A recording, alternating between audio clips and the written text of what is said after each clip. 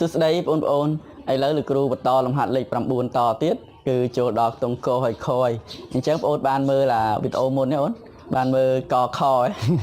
កខលោកគ្រូធ្វើឲ្យមើលមិនដែរយល់ទេបើយល់អាចធ្វើនេះបានណាអានេះវិធីចែកប្រភេទណាវិធីចែកប្រភេទប៉ុន្តែអាប្រភេទលើហ្នឹងវាមាន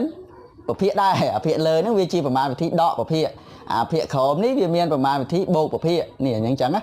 ហើយយើងធ្វើតើវាធ្វើម៉េចអញ្ចឹងអត់អីពិបាកទេណាបានមើលលំហាត់កខលោកគ្រូដោះស្រាយឲ្យបងប្អូនអាចយល់ហើយអាចធ្វើបានហើយអញ្ចឹងធ្វើតោះចូលរួមធ្វើទាំងអស់គ្នាតោះដាក់ចម្លើយមកបងណា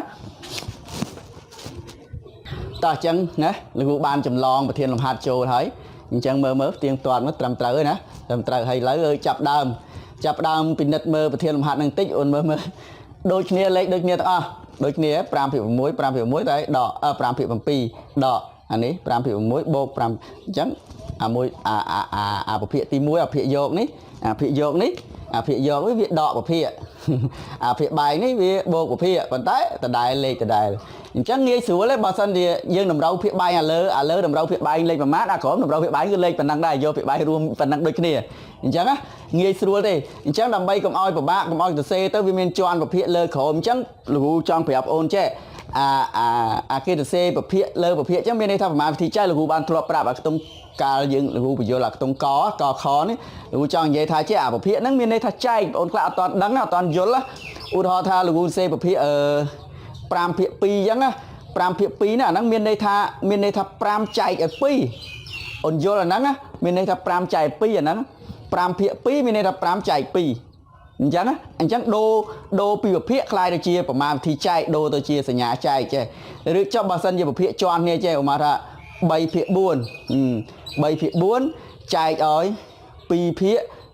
ឧទាហរណ៍អញ្ចឹងគេអាចដូរទៅសេទៅជាប្រមាណវិធីចែកដូរទៅធ្វើទៅជាសញ្ញាចែកចេះបានដូចគ្នាអញ្ចឹងដើម្បីកុំឲ្យទៅសេទៅប្រភេទជាន់លើប្រភេទច្រើនជាន់យើងមើលទៅវាពិបាកសរសេរវាអស់សភៅធំអញ្ចឹងយើងកុំឲ្យពិបាកហើយពិបាកសរសេរញ៉ៃច្រើនអញ្ចឹងគេសរសេរវាតែងទៅសរសេរស្រួលវាទៅជាអញ្ចឹងទៅដូរអានេះដូរអារបាភាគកដាលនេះអារបាភាគកដាលហ្នឹងដូរទៅជាវិធីចែកទៅជាចែកឲ្យ2/3ហើយយើងដឹងហើយដល់ពេលយើងចូលដល់វិធីចែកអញ្ចឹងយើងយកប្រភេទតួចែកគុណចម្រាស់យ៉ាងម៉េចជារឿងរបស់យើងដែលយើងធ្លាប់ចេះធ្លាប់ដឹងអញ្ចឹងលោកគ្រូកុំឲ្យបងអូនទៅសេពិបាកប្រភេទជាន់ប្រភេទច្រើនជាន់អញ្ចឹងលោកគ្រូទៅសេទៅជានេះទៅជាប្រមាណវិធីចែកនេះអានេះអាភាគយកនេះវាជាប្រភេទដំបូងអញ្ចឹងវាភាគទី1អញ្ចឹងលោកគ្រូសេទៅជាសេគាត់ណាដូរទៅជាប្រភេទនេះអាហ្នឹងលោកគ្រូសេអាហ្នឹងដក5/7អញ្ចឹងលោកគ្រូដាក់វងកញ្ចក់ហ្នឹងណាអាហ្នឹងជាប្រភេទយកប្រភេទហ្នឹងវាជាភាគយក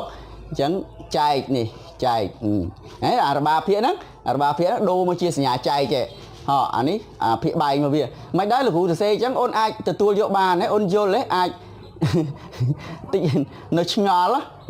នៅមិនទុកចិត្តអញ្ចឹងលោកគ្រូសរសេរអញ្ចឹងមិនដែរអូនតោះណា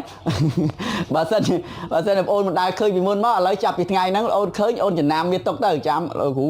នឹកឃើញទៅប្រាប់ថាលោកគ្រូប្រាប់ថាអញ្ចឹងអាចសរសេរទៅអញ្ចឹងបានណាសេអញ្ចឹងបានដល់ហើយបងអូនធ្វើអាមកវងកញ្ចក់នេះប្រភេទទី1នេះអាប្រភេទលើអាប្រភេទយកនេះបងអូនតម្រូវភាគបែងវាទៅ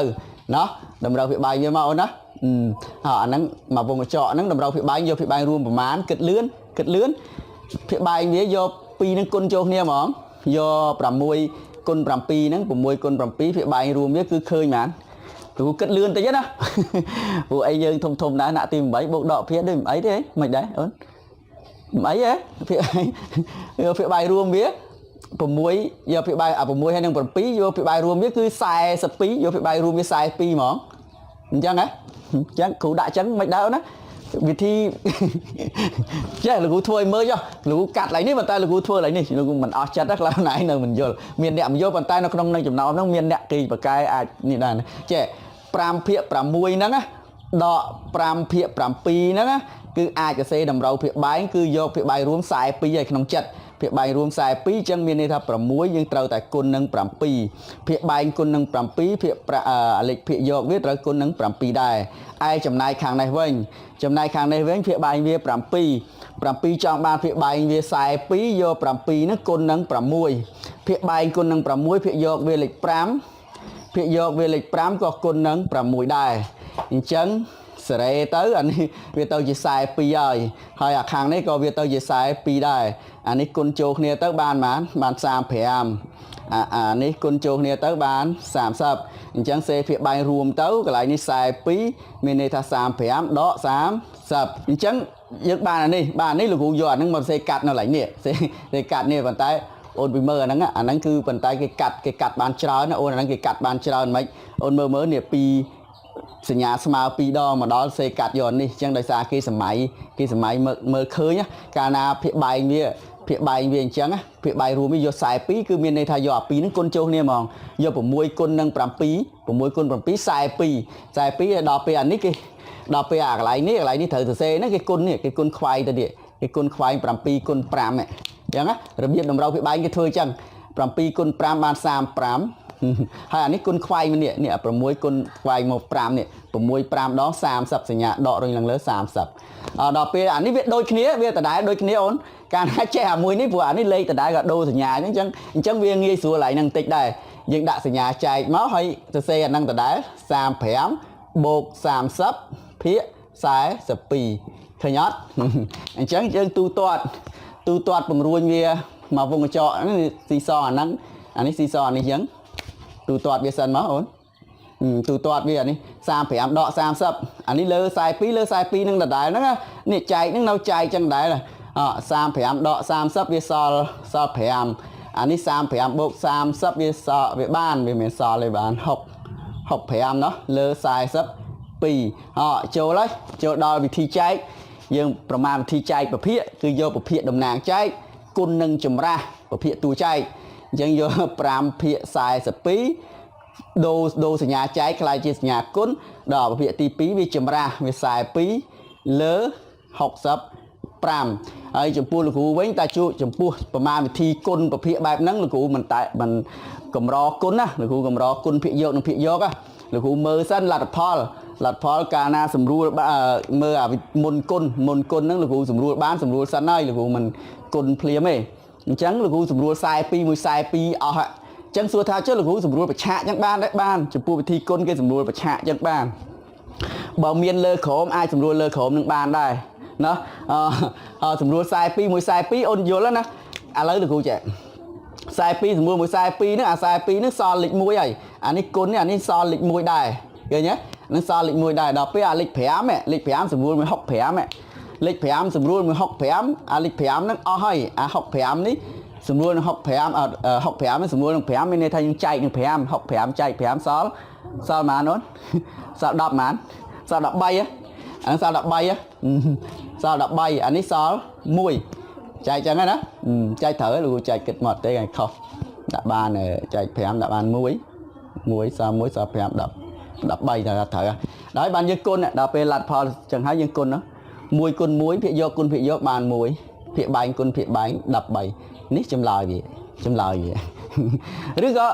លោកគ្រូខ្ញុំមើលលោកគ្រូធ្វើអញ្ចឹងខ្ញុំមិនយល់បើអូនមិនយល់អូនធ្វើតាមក្បួនរបស់យើងធ្លាប់ធ្វើហ្នឹងយកភាគយកគុណភាគយក5គុណ42នេះឃើញប្រមាណដល់42ភាគបែងគុណភាគបែង42គុណ65នេះឃើញប្រមាណអញ្ចឹងឃើញប្រភេទប្រមាណលើប្រមាណហ្នឹងហើយយើងយកមកសម្រួលអញ្ចឹងសម្រួលប្រភេទតាមដំណើរទៅលទ្ធផលចុងក្រោយគង់តែឃើញ1លើ13ហ្នឹងដដែលដូចគ្នាណាអញ្ចឹងអូនមិនបាច់ភ័យទេមិនបាច់ភ័យថាខ្លាចខុសទេអត់ខុសទេណាខ្លាចតែយើងគុណលេខចែកលេខខុសទេរឿងហ្នឹងបើថាក្បួនធ្វើវាមិនខុសទេណាធ្វើតាមក្បួនលោកគ្រូហ្នឹងឥឡូវយើងចូលដល់ខ្ទង់ខមកសរសេរប្រធានឡើងវឺតសេឡើងវិញមកខ3ភាគ x លើអីអូនលើ1ភាគ x អូអានេះមានអថេអូនអានេះមានអក្សរហើយកាលណាតែមានអក្សរអញ្ចឹងកាលណាមានសម្រួលមានអីយើងត្រូវមានលក្ខខណ្ឌអាហ្នឹងដល់ពេលអានេះយើងសម្រួលនេះអត់មានលក្ខខណ្ឌទេណាលេខចំនួនថេតោះអញ្ចឹងអានេះជាប្រភេទតំណាងចែកហើយណាឬក៏យើងទៅសេទុកលើក្រោមអញ្ចឹងពិបាកអត់ទេសេចេះវិញ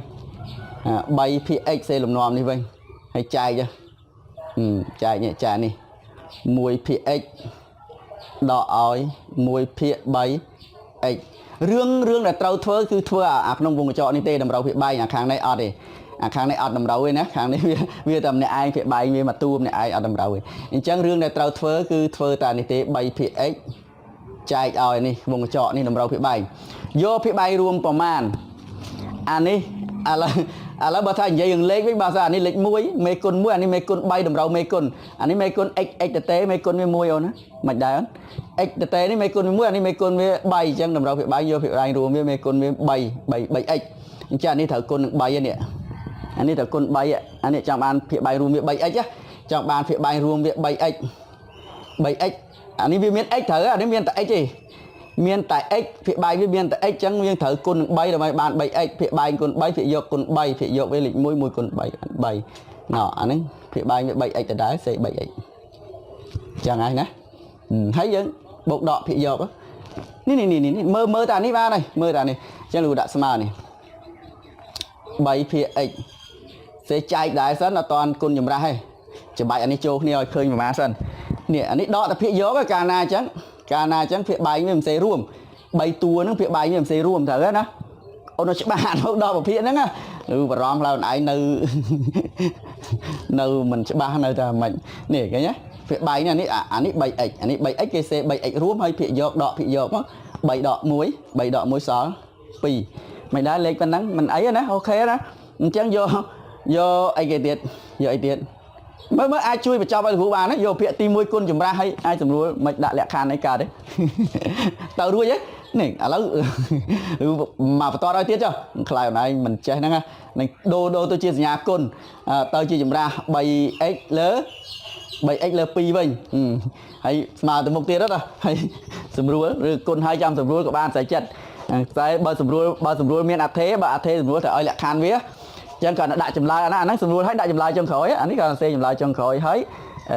ដាក់លក្ខខណ្ឌនេះស្រួលអីគេចឹងប៉ុណ្ណឹងជួយបង្ហើលោកគ្រូបន្តិចសល់បន្តិចឯងមិនដែរអូនអូខេណាប៉ុណ្ណឹងមិនបាក់ទេអញ្ចឹងប៉ុណ្ណឹងចុះជូនពរសំណាងល្អសុខភាពល្អណាជួបគ្នានៅវីដេអូក្រោយ